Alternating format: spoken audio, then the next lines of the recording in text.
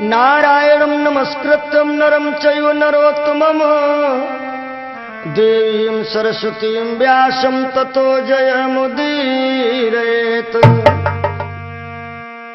33 कोटि देव और ऋषि 88 सहस्र सीताराम चरण कमल मस्तक नवाता हूँ। भरत लखन रिपुसूदन हनुमंत लाल पावन पदार बिंदु मन में मनाता हूँ।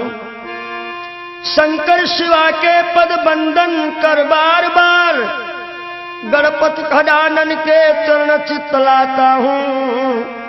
भाग के किशोर दुज दीजिए आशीष सब एते समय प्रेममयी वंदना सुनाता हूँ। श्रोताओं, जेएमडी कैसेट कंपनी के द्वारा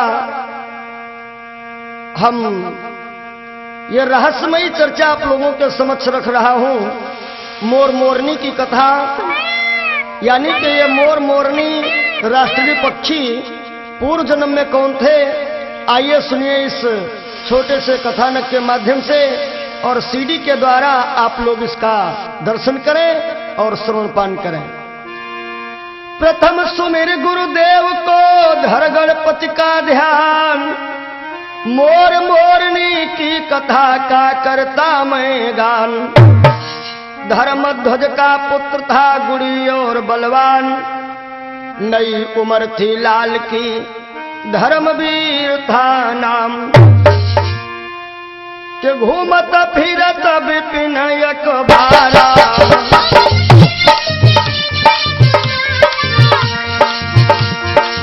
घूमत फिरत विपिन अखबारा।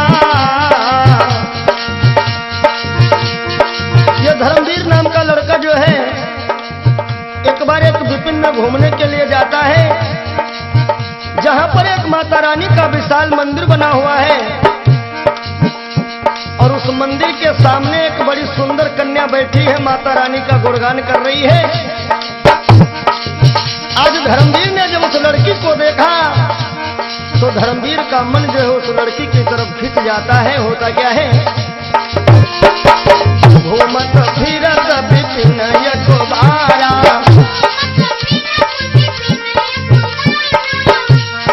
घूमत फिरत विपिन अखबारा। उस कन्या पर, उस कन्या पर दृष्टि डारा।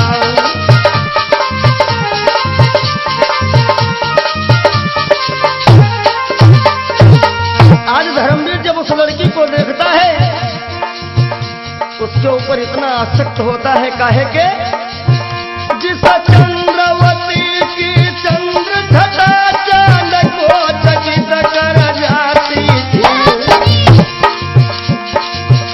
जिस चंद्रवती की चंद्र घटा चांद को चकित कर जाती थी। मानो मुख की उजली शोभा विजली का मान घटाती थी।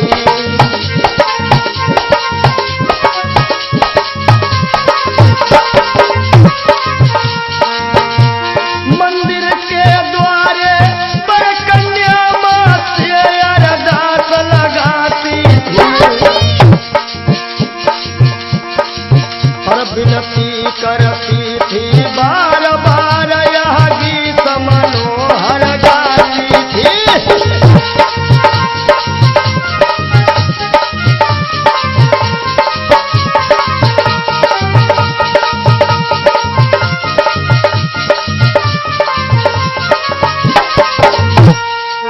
आज वो लड़की माता रानी के भवन में बैठी हुई मैया रानी से अरदास कर रही है,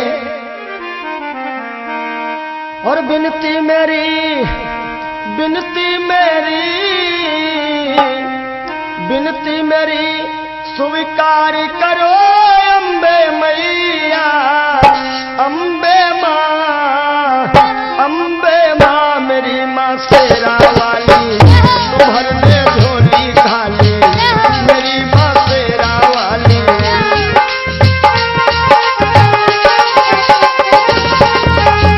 मोरे मनोरथ जान के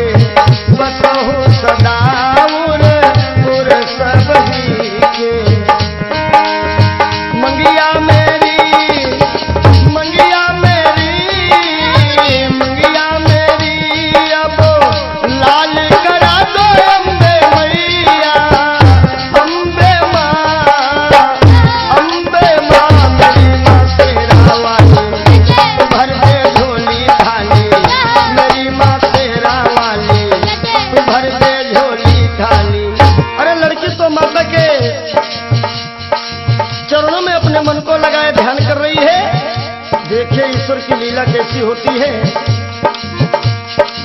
ईश्वर ने यह खेल रचाया,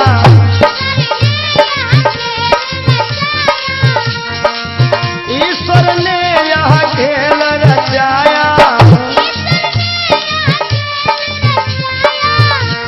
भैया राम जी, ईश्वर ने ये खेल रचाया, लड़के का मन, लड़के का मन उस पर आया।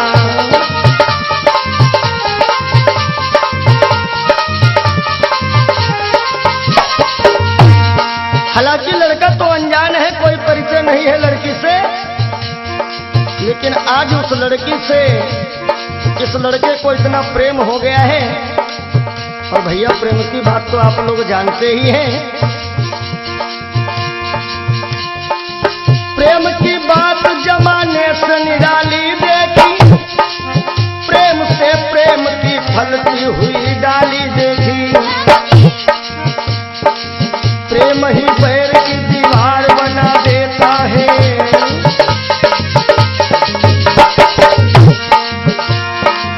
प्रेम ही पैर की दीवार बना देता है, और प्रेम पत्थर को भी भगवान बना देता है। क्योंकि बताया गया है, भूख न जाने जूठा भात, नींद न जाने टूटी घाट।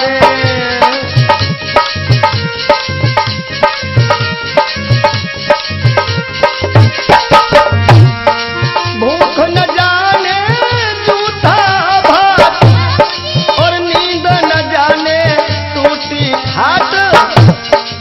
प्रेम न जाने जात कुजात,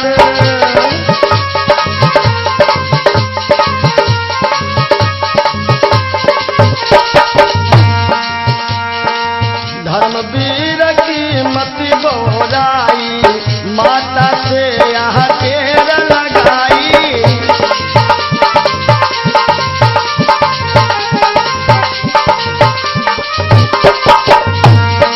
आज धर्मवीर बोरा जाता है, उसके ऊपर इसका भूत सवार होता है, और होश को भुला करके जोश में माता रानी से कहता है, कसम खाता है, हे मैया, मेरी एक विनती स्वीकार करो। यदि तुम में कोई शक्ति है तो मेरा उस कन्या से विवाह करा दो। मैं कसम खाता हूं, जिस दिन अपने इन हाथों से उस कन्या की मांग में सिंदूर भर दूंगा, तो उसी दिन मैं अपने शीश को तुम्हारे चरणों में चढ़ा दूंगा। जिस दिन अपने कर से इसके सर में सिंदूर लगा देंगे, हे मेरी मैया, जिस दिन अपने कर से इसके सर में सिंदूर लगा देंगे, तो उसी रोज तेरे दर पे हम अपना शीश चढ़ा देंगे।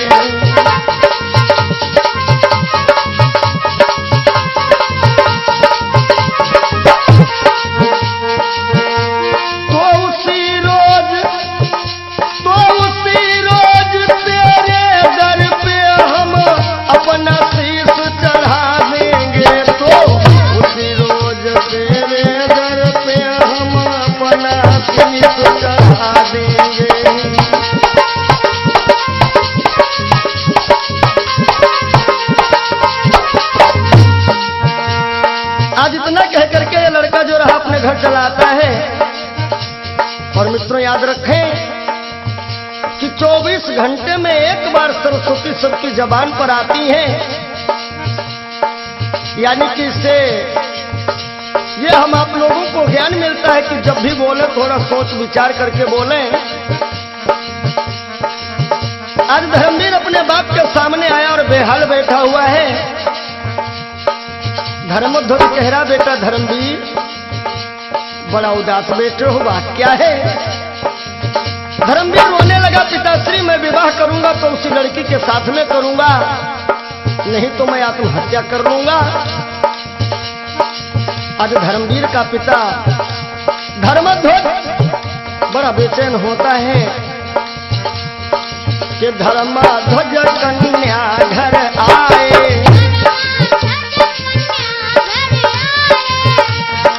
धर्मा ध्वज कन्या घर आए। जय भैया, धर्मा ध्वज कन्या घर आए, लगन तो लगन तो भी शादी करवाए।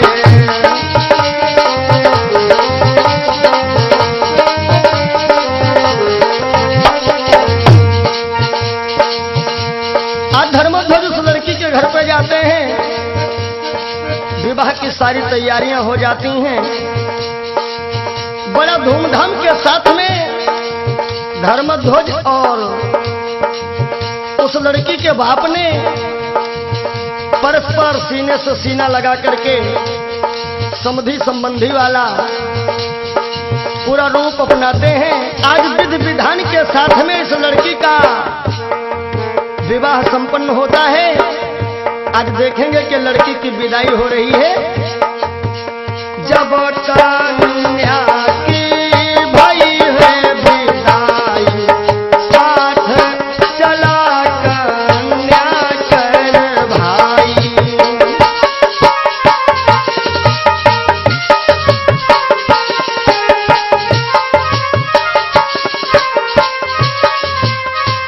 आज ये लड़की की विदाई हुई, लड़की का भाई भी साथ में चलने लगा। अब जरा ध्यान देंगे कि देखिए 3 लोग जा रहे हैं, ये नवयुवक धर्मवीर और उसकी पत्नी और धर्मवीर का साला यानी लड़की का भाई। होता क्या है कि माता का मंदिर नियर आया,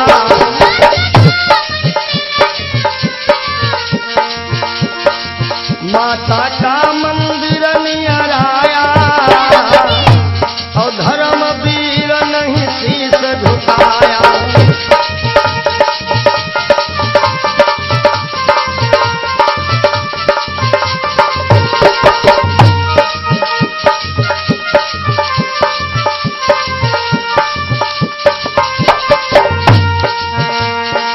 माता रानी ने विचार किया कि मैंने इसकी मुराद तो पूरी कर दी है, लेकिन ये तो हमें भूल करके और जा रहा है। सर काटना तो अलग रखो, सर झुकाने भी नहीं आ रहा है, क्योंकि ऐसा होता है ना।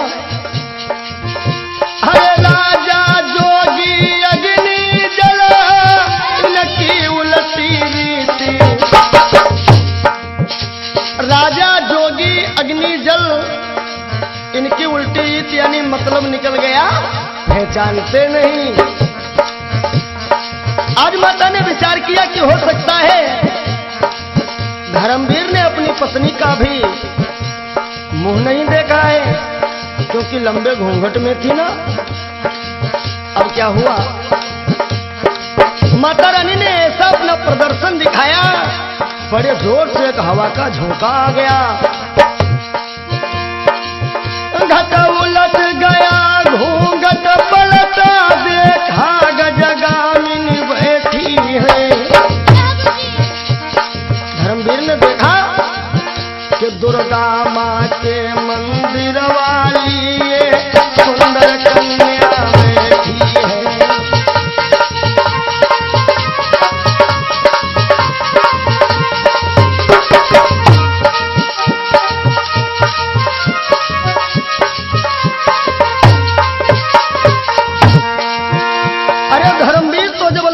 देखा और उधर उस मंदिर को देखा, विचार करता है ये वही मंदिर है और ये वही लड़की है। धर्मवीर अपने साले से कहता है कि तुम अपनी बहना के पास में बाहर ही बैठो और हम थोड़ा मंदिर को जाते हैं। धर्मवीर मन में घबराया, भैया राम जी, धर्मवीर मन में घबराया,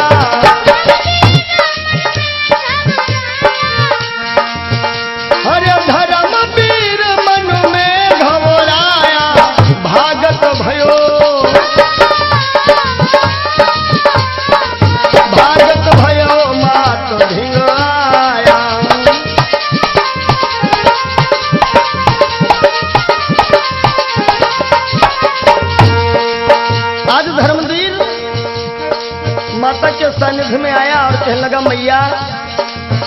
भाई ये शादी विवाह तो किस्मती खेल है, और हमारी किस्मत में वो लड़की थी तो हमें मिल गई। हमें शीश तो चढ़ाऊंगा नहीं। मंदिर से धमाके की आवाज आई। माता रानी कहती है, धर्मवीर याद रख, यदि तू मेरा खप्पन नहीं भरेगा तो तेरा सारा परिवार में नष्ट करके रखूंगी। हाय हाय, धर्मवीर इतना घबरा गया तो झट शीस काट कर धर्मवीर माता के चरण में चढ़ा दिया। झट शीस काट कर धर्मवीर माता के चरण में चढ़ा दिया, और मानो सच्चे मन से उसने माता में मन को लगा लिया।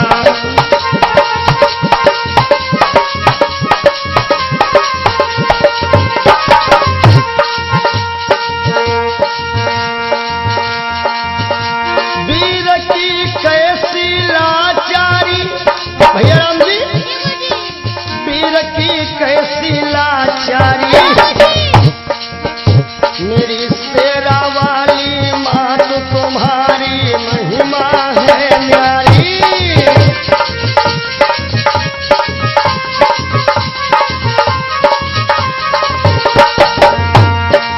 महिमा है न्यारी के मैया, महिमा है न्यारी, मेरी मेहरा वाली मात तुम्हारी महिमा है न्यारी।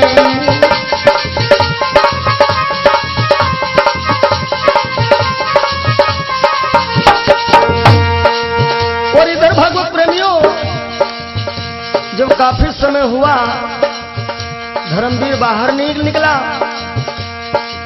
आज वो लड़की मन ही मन सोच रही बात क्या है, पति देवता अभी तक नहीं आए। लड़की ने अपने भैया से कहा कि भैया अरे जाके देखो तुम्हारे बहनोई अभी तक नहीं आए हैं। और आज जब इस लड़की का भाई मंदिर के अंदर जाता है, गजब हो गया। तब कन्या ने भाई भेजा, देख खून फट गया कलेजा।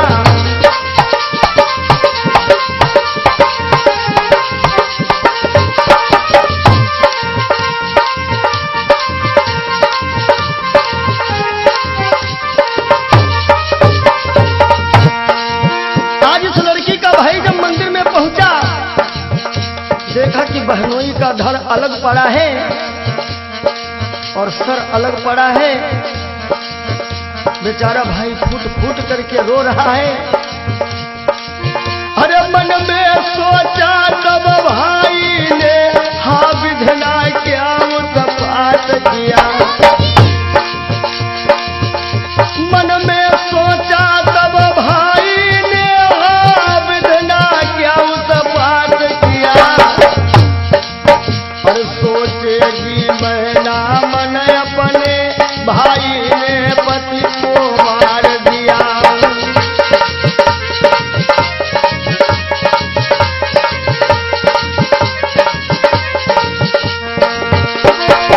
आज विचार करने लगा ये धर्मवीर का साला कि यदि मंदिर के बाहर मैं निकल रहा हूं तो बहना कहेगी कि तुमने ही अपने बहनोई का कत्ल कर दिया है।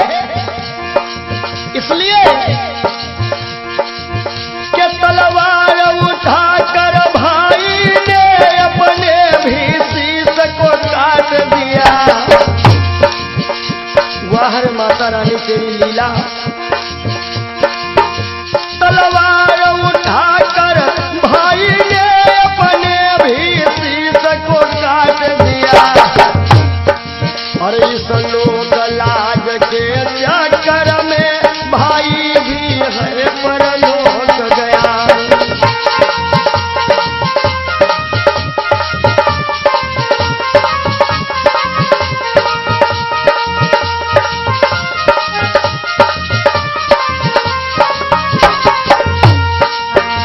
और जब भैया भी मर जाता है, लड़की ने देखा के मंदिर के बाहर खून की बड़ी विकराल धार निकली। हाय हाय, लड़की घबराई और दौड़ती हुई मां के मंदिर में पहुंची, जहां पर 2 लाशें पड़ी हुई हैं। दोनों लाशों को देख करके कन्या फूट फूट करके विलाप कर रही है, रो रही कि हे मेरी मैया। माँ, हमने प्रत्येक नवरात्र आपका व्रत किया, पूजन किया और आपने उसका फल हमको ये दिया। अरे आप तो सतियों के सत को संवारती हो, लेकिन हमें आज पता चला कि आप सतियों के सत को बिगाड़ती भी हो। अरे मेरी मैया सुनो। और जहि दिन हो सुहागन नारी,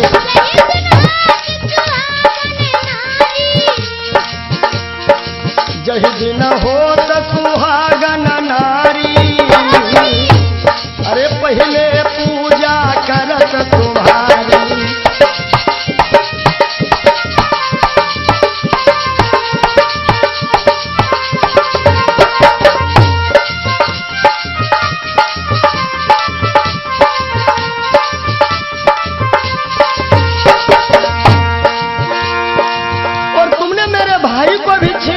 पति को भी छीन लिया।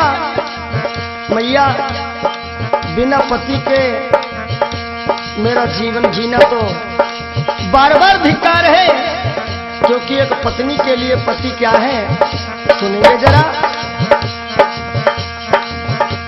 अरे पति तन मन धन पति श्रृंगारा, भैया राम जी, पति तन मन धन पति श्रृंगारा, पति पत्नी जीवन आधारा,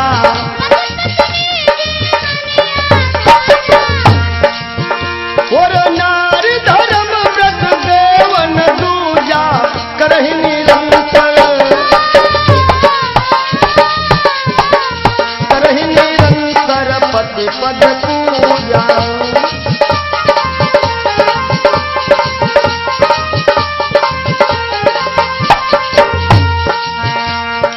पति बिन सोनी मांग पुत्र बिन घर है सोना, अरे पति बिन सोनी मांग पुत्र बिना घर है सोना, दो मुक्ति के द्वार दो बिन दुख है सोना।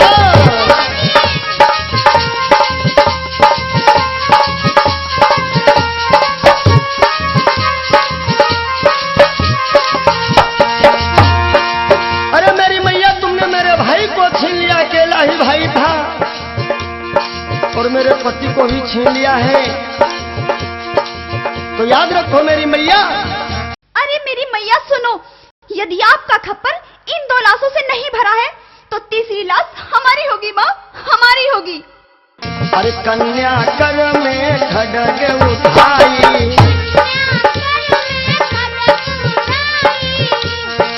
और कन्या कर में खड्ग उठाई,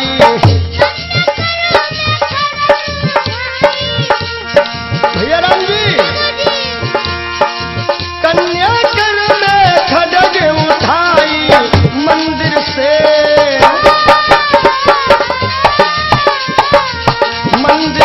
प्रगति तब माई। प्रेम से बोलो शेरा वाली मैया की, बोलो साचे दरबार की। कन्या कर में खड्ग उठाई, मंदिर से प्रगति तब माई।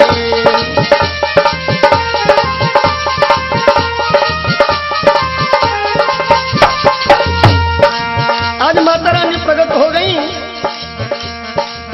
और कहती हैं, अरे कन्या, हम तुमसे अधिक प्रसन्न हैं, जो भी वरदान मांगना है वो मांग लो। आज कन्या कह रही है, मैया हमें कुछ नहीं चाहिए, हमारे पति को और हमारे भाई को जीवन दान दे दो मेरी माँ। आज माता रानी कह रही है, जाओ कन्या, मैं तुम्हारी मुराद पूरी कर रही हूं। इन दोनों स्वरों को उठाओ और ये पड़े हुए जो धड़ हैं, इन धड़ों में दोनों स्वरों को जाकर के जोड़ दो, ये जीवित हो जाएंगे। कथा प्रेमियों, आज वो लड़की जो है दोनों स्वरों को उठा करके दोनों धड़ों से जोड़ती है। ये दोनों जिंदा हो गए, मगर जल्दबाजी में कुछ गड़बड़ हो गया है। क्या हुआ है?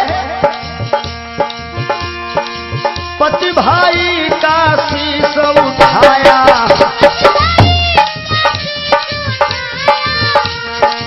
पति भाई का शीश उठाया, धड़ों से जाकर जब ही मिलाया।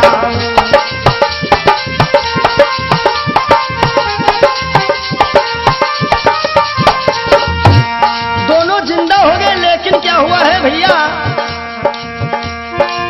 कि भाई का सर पति के धड़ में, पति का सर भाई के धड़ में। वह है जल्दबाजी का खेल। अपने भाई का सर पति के शरीर में लगा दिया और पति का सर भाई के शरीर में लगा दिया। भाई का सर पति के धड़ में, पति का सर भाई के धड़ में, और दोनों को जीवित देखा जब लड़की पड़ गई कौल घर में।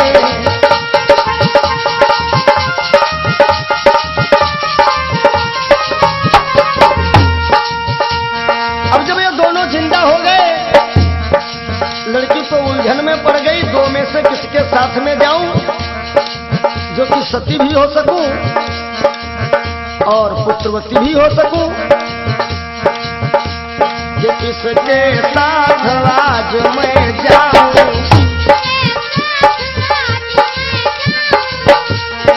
कन्या विद्वानों से प्रश्न कर रही है, पूछ रही है, किसके साथ आज मैं जाऊं? किसके साथ आज मैं जाऊं? होकर सती पुत्र मैं पाऊं।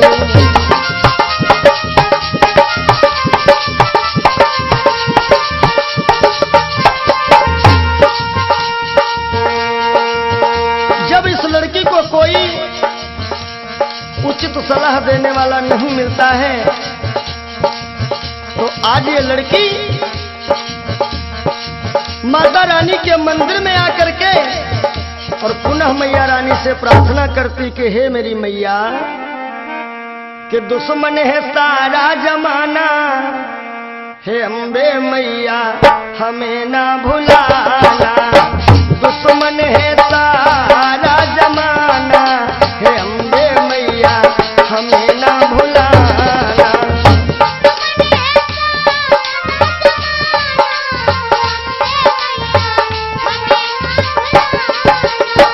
हमें ना भुलाना मैया, हमें ना भुलाना, हमें ना भुलाना मैया, हमें ना भुलाना। और मुझको तुम, मुझको अब दरस दिखाना, हे अम्बे मैया हमें ना भुलाना।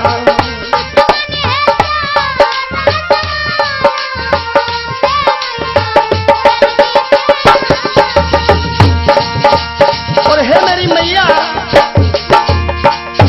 अपने सारे हो गए पराए, क्योंकि बनी के चेहरे पे लाखों निशान होते हैं, और जब बनी बिगड़ जाती है तो दुश्मन हजार होते हैं। अपने सारे हो गए पराए, कोई नहीं मैया प्यार जताए, कोई नहीं मैया प्यार जताए। अब मेरा दुख मिटाना, हे अम्बे मैया जल्दी से आना। दुश्मन है सारा जमाना,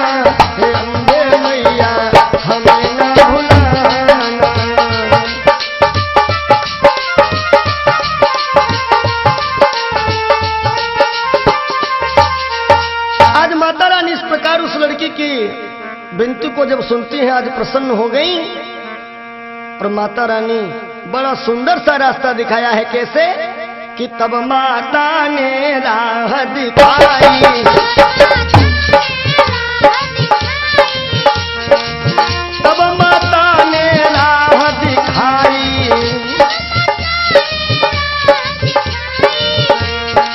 तब माता ने राह बताई, सर के साथ, सर के साथ सती हो जाए।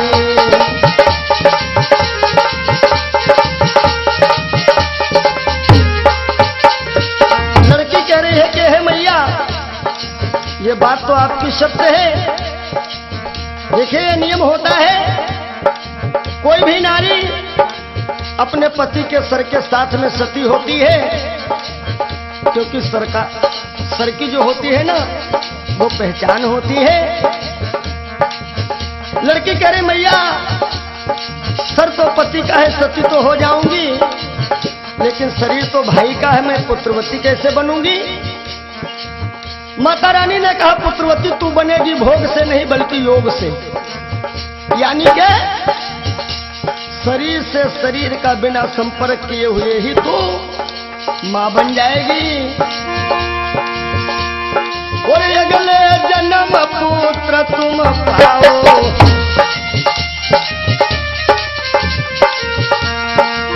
अगले जन्म पुत्र तुम पाओ, और दुनिया को कुछ योग सिखाओ।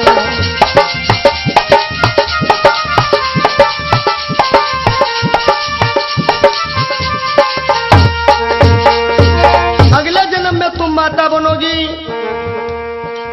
मेरे कथा प्रेमियों श्रोताओं, उस लड़की ने और धर्मवीर ने अपने उस चोले को छोड़ दिया, और वही दोनों अगले जन्म में क्या होते हैं कि माता दुर्गा की कृपा से चितचोर हो गए। माता दुर्गा की कृपा से और चितचोर हो गए। अगले जन्म में मोरनी और मोर हो गए।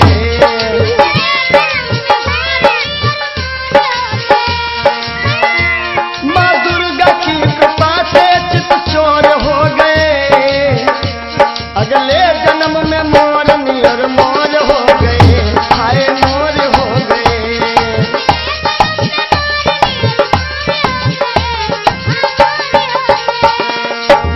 देखिए जो मोर मोरनी है, इनके जब बच्चे होते हैं भोग से नहीं बल्कि योग से, यानी शरीर से शरीर का संपर्क नहीं होता है। इसीलिए भगवान श्याम सुंदर मुरली मनोहर, इनके मुकुट में मोर का पंख लगा हुआ है। मोर का पंख मतलब योगी का प्रतीक है। मोर का पंख, ब्रह्म भी भोगी नहीं है, योगी है।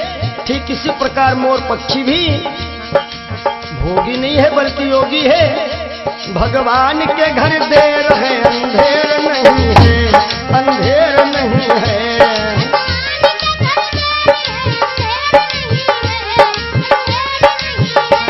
अंधेर नहीं है, अंधेर नहीं है, अंधेर नहीं है, अंधेर नहीं है। अगले जन्म में मोरनी और मोर हो गए। अगले जन्म में मोरनी और मोर हो गए।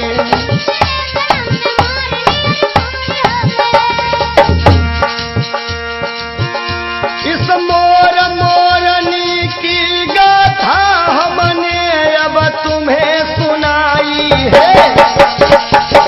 और जयमडी के द्वारा देखो राजू पंडित दिखलाई है।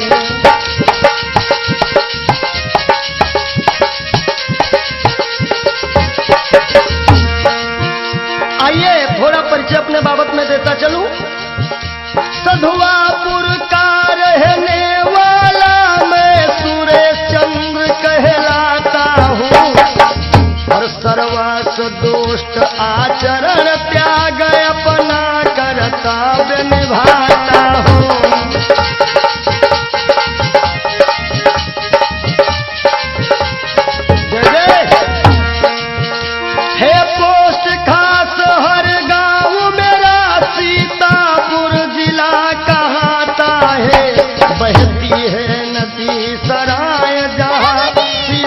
जल आता जाता है।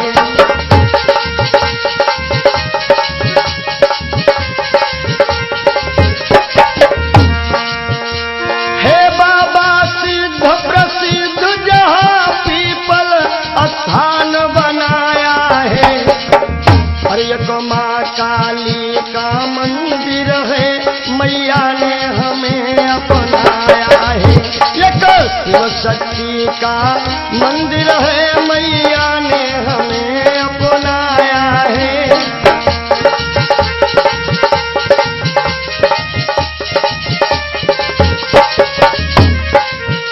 और अंतिम भाव है, जगदीश प्रसाद का पुत्र हूँ, ब्राह्मण वंश उदारे, पढ़ा लिखा ज्यादा नहीं, रखता विमल विचारे। अरे जय बोलो कुंवर कन्हैया की, जय बोलो।